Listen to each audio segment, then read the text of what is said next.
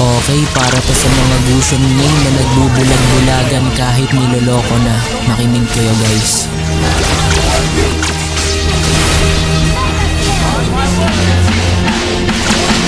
Maiinlab ako sa'yo kahit gusion ko humandusay. Kahit sa panduduo ng iba dun ka mahusay. Daig ko pa si Parsa kung paano maging bulag. Ang iwanan ng tuluyan ka doon naging duwag. Ako lang naman kasi nakakatagal sa iyo. Siling na ang sinasaniban mo at hindi ako.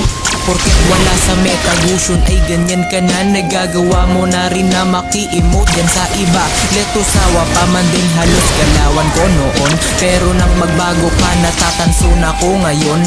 Sa mga dagger ko kalaban laging nabagsak. Pero nang ipagpalit parang ako yung nasaksak. Sa galawan ko at least ay tila ba nagandahan. Pero nang iwanan mo ko ako yung nakombohan. Pag first ko sabay second agad kong inultihan. Nang di ko na malayang ako yung naretrihan.